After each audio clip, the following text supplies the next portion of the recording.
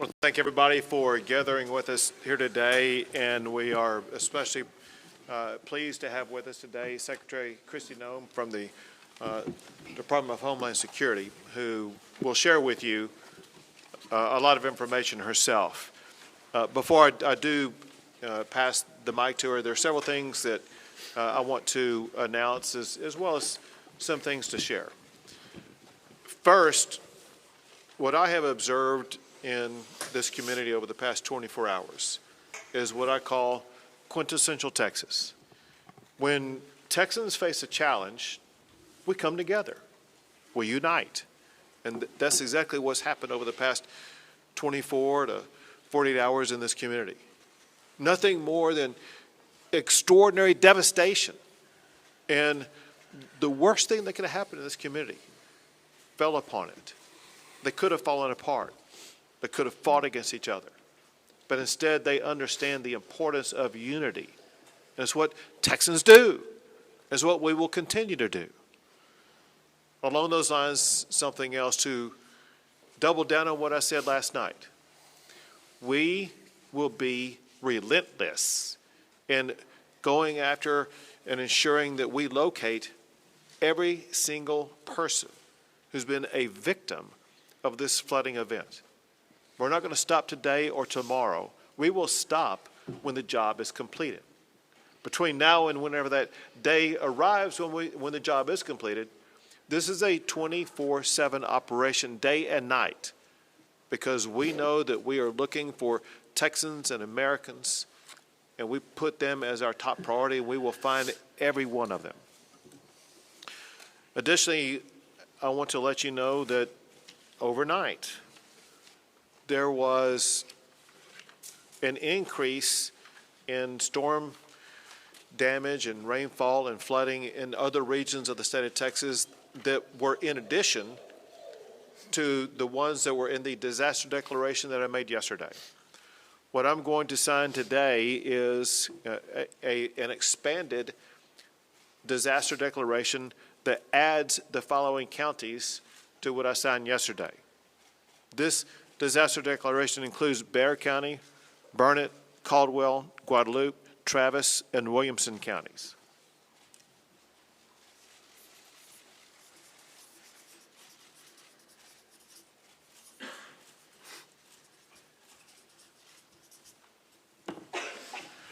We will continue to add counties as needed as conditions either worsen or improve in counties across the state of Texas. We will ensure that every asset and resource the state has is going to be made available to every county that's the subject of this disaster declaration. Also, I've had the opportunity to visit not just with Secretary Noem, but other officials in the Trump administration. We know that President Trump, he loves Texas for one. He's deeply concerned about all the families who've been affected, but also knows about the magnitude of the devastation that we're suffering. And so what I'm about to sign now is going to be the first step in a process. This document is a request for a federal disaster declaration coming from the governor to seek the immediate and ongoing help of the federal government.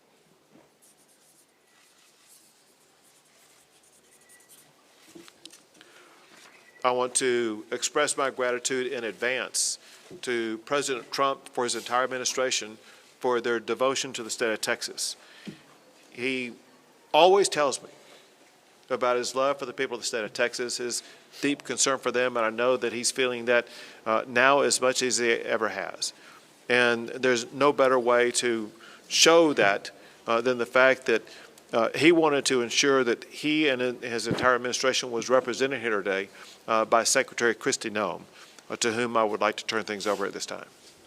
Well, thank you. Thank you, everyone, for being here today. And I want to thank Governor Abbott for his leadership, and know that President Trump is absolutely heartbroken by what has happened here in Texas, and the loss of life is absolutely devastating to him and Melania. This morning I talked with him several times, and he wanted to make sure that all of you know how much he loves Texas, how much he's grieving for your families that have lost someone and the beautiful children that we're still looking for and hoping to return to their families, and that he is absolutely committed to using all the resources of the federal government to help unify families, rescue all those that were still missing, and return those who maybe we will recover back to their families as soon as possible, and that we will be here walking alongside each other and helping throughout this entire crisis. And know that I'm extremely grateful as well for the leadership of Nim Kidd, who's a fantastic emergency operations manager and has been well known throughout this country for leading through such a time as this. And this tragic situation is something that is unprecedented. We recognize that at the federal level. We also recognize that when something like this happens to a community, happens to a state, that the best responders are those locally, because it's your family members, it's your community members that are being impacted, and you can respond quickly. And the role of the state is to run and manage that emergency, but the federal government needs to be here for the support and extra resources on the ground as well. And that is what we are doing and what President Trump has dedicated to continue to do. I've visited with the president already about this federal disaster declaration that the governor was going to sign here this morning, and he has indicated that he will honor that and that he will accept that. So that response and that relief will be coming. And we also have had assets here on the ground since the beginning of this crisis started, since this weather event did start, and even before it came, we were alerted. We did have Coast Guard assets here that were helping to rescue people. We're thankful for the airframe that showed up and those coasties that were here walking alongside our DPS, and the emergency responders that were here, the Texas assets that were deployed already, and that coordination was seamless, and I appreciate them for putting that request in right away. We also had our BORTAC team from Customs and Border Protection out here helping with rescues. They are a specialized, trained force to come in these types of situations and bring their skill set to bear. That is a resource that's incredibly important to the Department of Homeland Security, but also in these types of situations when we need emergency management response. We also did have a CBP advisory interdiction specialist here that was helping with some coordination of air assets that has been present. And then we are looking at the other entities that are under the department, what can be utilized, and of course FEMA's standing at an enhanced level right now, which means that they are plugged in to the State Operations Center. We are engaged, and then as this response goes forward, that their role will continue to be filled as it always is in these situations, and will be timely and responsive as to what the governor requests and what is needed here on the ground. I do know that the state of Texas is amazing in how it responds to disasters. Not every state is like that. Many states do not do what the people of Texas do. And you are an example to the nation of getting through these difficult times, but also know that you're not alone, that you have the entire country's hearts and are with you and are walking alongside you. And at the department, we will continue to bring more resources. We just, at the request of a previous conversation less than an hour ago, in visiting with him and with the governor, requested more fixed-wing aircraft from Coast Guard to come and help us, making sure that we're going out and locating individuals as fast as possible that we know are still missing, and that we also will send more airframe as far as helicopters that have the ability to come in, and some will be equipped, and the fixed wings with thermals so they can continue to work all night long. Some of the assets that other agencies may offer don't have that kind of equipment, but the Coast Guard does have it, and so that will be deployed so that the search and rescue efforts don't stop even when it does get dark at night. We'll continue to stay engaged, and I'll be here. I'm going to go up to the camp, Mystic, and I'm going to go around town and spend some time here today, and make sure that when I am calling and talking to the president throughout the day, that he has timely information, and that the requests that are coming here from the leadership on the ground are met immediately, and that we can take care of these families and take care of these folks right away. We do know the number one priority now is people, is making sure we're finding people as fast as possible, and we're returning them to their families. And then also, throughout the process, we'll get into what damage was done to public infrastructure, what may have been done to, I know we have 1,800 people that are still without power. What I understand is people still have water, but we do have damage to bridges and to roads. Thankfully, dams held. But all of that is an assessment that we'll continue to work with you on to make sure that you recover as quickly as possible. So, again, thank you all for being strong and being an example for people. Someone told me a long time ago, over 30 years ago, that to never get angry on behalf of yourself, get angry on behalf of the other people, to always go out and get up every day and go work for other people and help them. And so I know many of you that are out there responding and helping your neighbors had losses too. You're hurting because you're grieving somebody that may have been lost. We were created to serve people. God created us to serve each other, and now is a wonderful time to go find somebody you can help, somebody that you can take care of and get them through this process, and that will make us stronger and better into the future. So our prayers are with you. President Trump wants you to know that he and Melania are praying for you and love you. And with that, I'll turn it back over to the governor. Sure. Well, thank you very much. Thank you so much for being here. Thank you for the assets and resources you and the Trump administration are providing. One thing that Secretary Noem mentioned was the fact that recoveries and rescues are being made. And what has happened over the past 36 hours is really amazing. When you look at what the local officials have done, working in collaboration with multiple state agencies as well as our federal partners, in 36 hours, they have rescued or recovered more than 850 people, some clinging to trees to save their lives, others in other precarious situations. It's just sheer heroism, the way that we've seen our first responders rescue so many people. And now I would like to turn things over to Senator John Cornyn. My thanks to President Trump and Secretary Noem for responding so quickly to Governor Abbott's request for a federal disaster declaration. And particularly, Madam Secretary, thank you for being here in person. It's really important, and I think sends a very important message. Unfortunately, I've been to a number of disasters over the years across the state of Texas, as has the governor, and none of these get any easier. But I have to tell you, I remain incredibly impressed with Governor Abbott's leadership and the incredible work that the Texas Department of Emergency Management, under the leadership of Nim Kidd, do. They are literally the best in the nation. And what Secretary Noem said about other states not responding as well is true. It's something we should be very proud of and grateful for, particularly at a time like this. And then there are the men and women who are standing behind us here, who have been doing the work on the ground, not waiting for the federal government to show up. They've been getting the work done, as the governor pointed out. And we are all together, we are praying for those who have lost loved ones and are grieving. We are celebrating with those who have been reacquainted with and rejoined with their family members.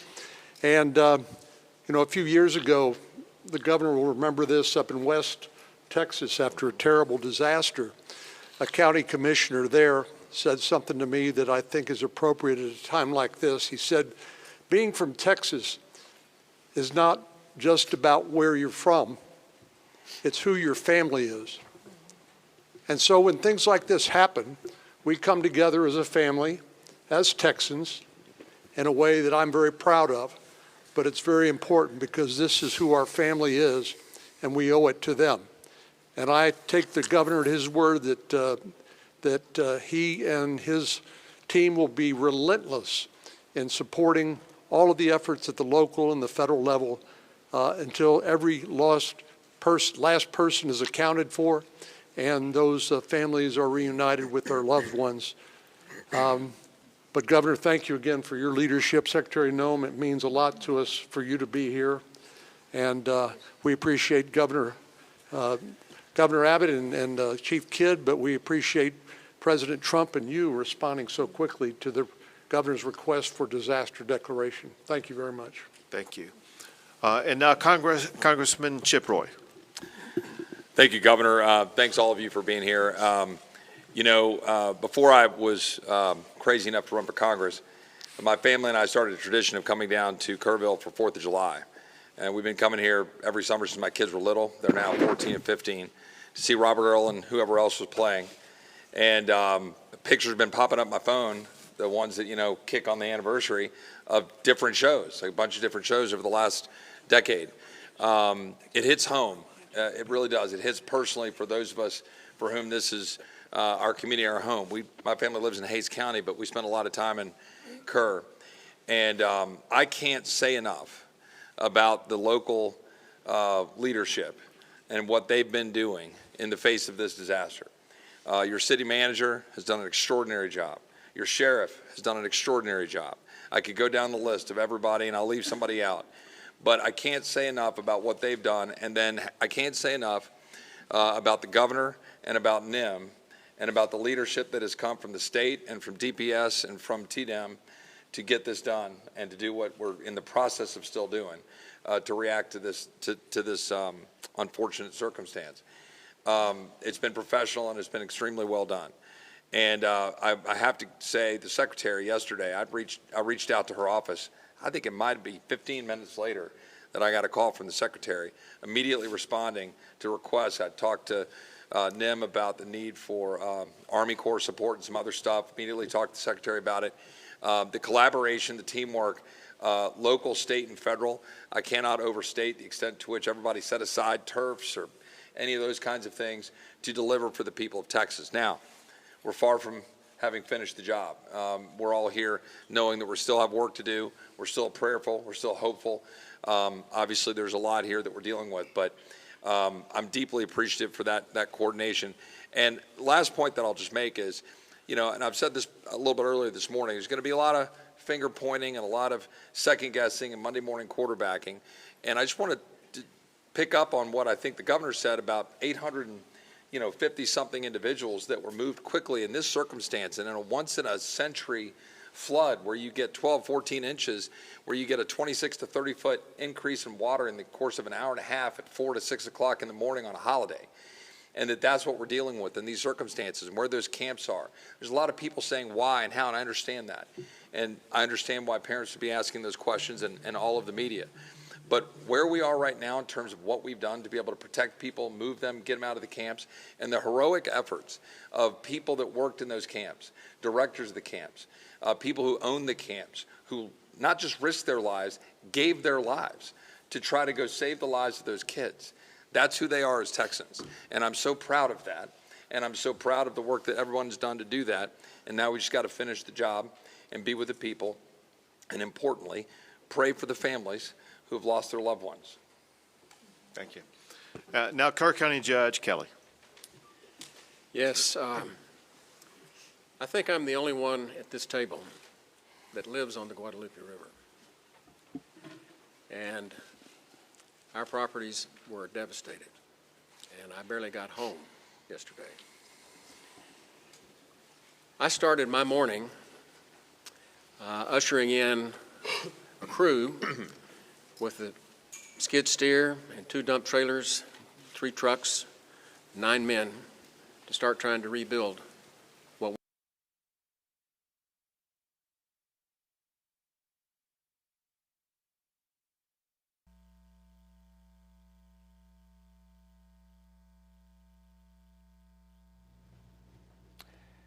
And we're working to get audio back here. You were just hearing from Kerr County Judge there. many of the body bags, and it breaks my heart. And coming back from that, we had a opportunity to go on a helicopter ride with the senator and the mayor and inspect the devastation. We flew all the way up the South Fork, all the way to Criders. And you can see what's happened, and it's going to be a long time before we're ever going to be able to clean it up, much less rebuild it. But there's nothing on the other side of Criders. It's just hill country. And we didn't know. We know we get rains. We know the river rises. But nobody saw this coming. And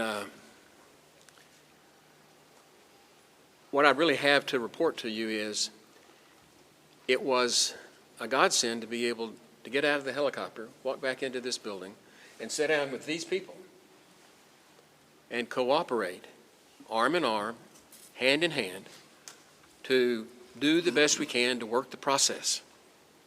The rescue has gone as well as can be expected. It's getting time now for the recovery, and that's going to be a long, toilsome task for us. And what I would reiterate that I've heard others say is as long as we stay together, we'll get this done. Thank you. Thank you very much. And now, Mayor Herrick. I want to start off by saying thank you on behalf of the city of Kerrville and our 25,000 citizens. I want to say thank you to the federal government, the state government, county government. You know, as I look around the room in the Emergency Operations Center, I don't see different agencies from the state, the federal, the county. I see one team working together. It's important for our community to know it's one team. We will rescue those in peril, and we will find those who are lost. I continue to ask everyone who sees this today to pray for Kerrville and Kerr County. We need your prayers. And thank God we have the help of the federal government and the state government in this horrible, horrible crisis. Thank God for our country, and thank God for all the help we are receiving today. Thank you. Now, TDM Chief Nimkid. Thank you, Governor. My heart breaks. It's broken for those families that have lost their loved ones, and that fuels our drive to continue to search for them, and we will not stop until we find every one of them. I have to start by thanking our local first responders. Those men and women on the streets live here, they work here, their families are here, yet they got on the truck and they got in the car and they got in the ambulance and they went out and they did everything they could to save their neighbors. You also have volunteers all over this county that do the job for free, that were out there working to save lives, many times putting their own lives and their property at risk. Our state partners have been phenomenal, nothing short. Madam Secretary, your federal team has been nothing short of remarkable and impressive. I'm grateful for that. Every time I've reached out to you or your staff or Acting Administrator Richardson or the Acting Regional Administrator, I don't think the phone has rang twice before you've answered. Thank you for doing that. Thank you for being here with us. Life safety continues to be our #1 priority. We will continue the search until all those that are missing are found. We will start cleanup and property damage assessments as soon as possible. Our teams from FEMA have been in the State Emergency Operations Center since before we started operating on this event. They are exactly where we need them to be, doing exactly what we need them to be doing. Our Border Patrol partners have been here, and I'm so grateful for the U.S. Coast Guard. Acting Administrator Richardson and Regional Administrator Stoller have been great partners to us. We continue to work forward. And if I may, I'd just like to run across a few more of the numbers. 1,331 state additional personnel that have been added to this response on top of all your local responders. Over 906 state assets here. That's 125 from our agency, 172 from the Urban Search and Rescue Team at Texas Task Force 1, over 160 from the Department of Public Safety, over 250 from the Texas Department of Transportation, 170 from the Texas Wildlife Department, Military Department 136, and the A&M Forest Service here with 115, and almost 190 people on the health and medical side. Governor, our team stands ready to assist this community. Thank you very much. One last thing, and that is, there is a word that's been the most common word that's been spoken over the past 36 hours, and that is the word prayer. It's been repeated by the people who are watching this as we speak right now.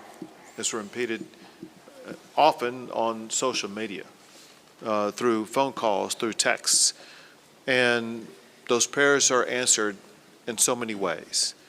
Answered by that child who was being swept down the river and happened to find a tree to cling on and was able to continue with uncommon strength to be able to remain clinging to that tree until a helicopter was able to descend upon her and lift her out of that harrowing situation. It could have been the reason why water stopped rising into a home or a cabin or something that would have caused an entire building to float away. It could be the reason why there have been so many people who have been located wherever they were down the river basin. It could be something that prevented somebody from getting into the water to begin with. All we know is that prayer does work. Your prayers have made a difference. We ask for continued prayers as we continue our efforts to locate everybody who's been affected by this, and pray so much for the families who have lost a loved one, who are going through challenging times that they never imagined on the 3rd of July that something like this would happen. Prayer matters, and we thank God Almighty. God has blessed Texas and will continue to bless our great state. We'll take a few questions. Have the numbers changed? 27 dead and 27 missing from Camp Mystic. Sure. What I can tell you is there's still 27 missing. We have recovered some additional bodies at this time. We're trying to identify at this time. What I can tell you, an update, there's 32 deceased. 18 of those are adults and 14 are children.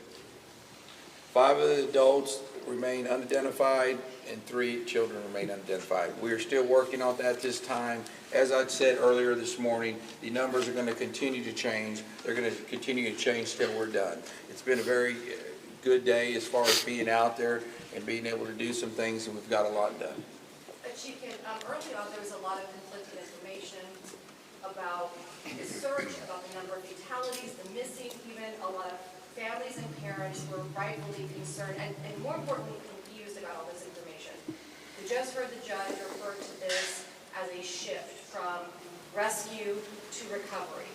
Can you clarify what that means? Are we talking about these missing people no longer believed to be alive?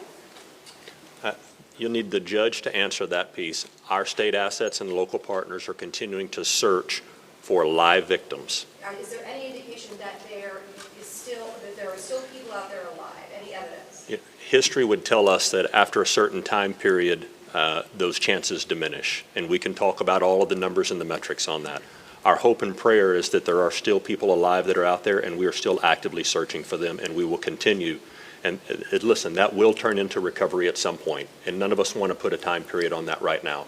But when you talk to the men and women that are up there in those helicopters and out in those boats and walking the ground, they're looking for live people right now and doing everything they can to continue this search as fast as possible. And Judge, just a moment to clarify, because we want to be very clear with especially families and parents that are watching this. What makes you feel like this has gone from rescue to potential recovery? Because there is a difference. We will eventually get to the recovery. 2 more questions? Well, we're going to do more than 2 more questions. I want to say this. Yes, Governor. My instruction to every state agency involved in this is to assume everybody who is missing is alive, and there's a need for speed. Not just every hour, every minute counts, which is why there's people in the air, people in the water, people on the ground right now, because they're looking to save every last life, and we will not give up that effort. 2 more questions.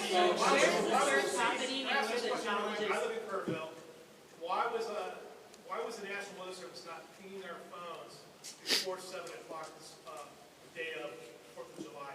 We need federal people to answer that maybe for us.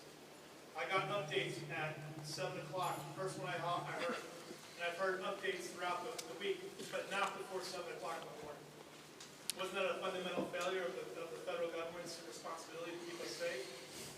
Well, my background is, before I was in the secretary position here under the Trump administration, I was governor of South Dakota and served in Congress for 8 years before I was governor.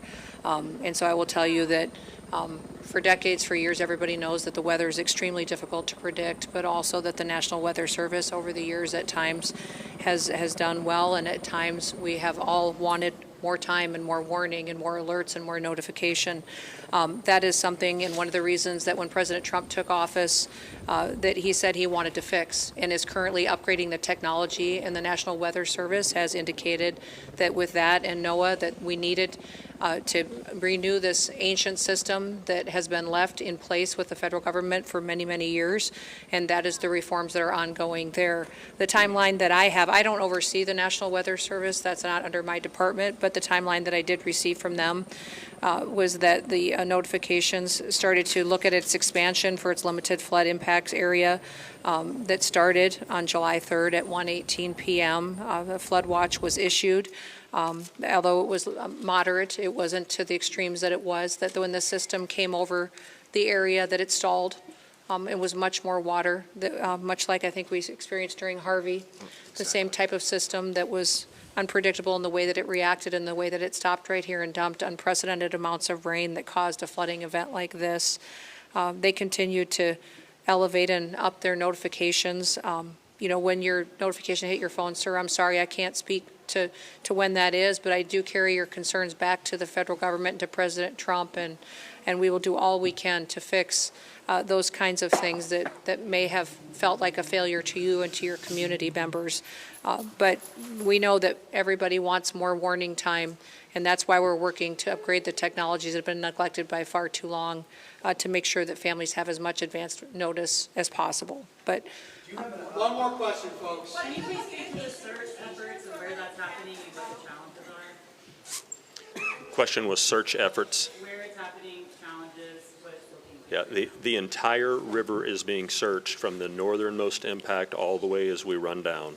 You have assets in the air that are still doing searches, you have boats that are in the water doing searches, and you have ground crews doing searches. As the water recedes, new areas being uncovered and searched, and you have human and canine that are working those banks and will continue.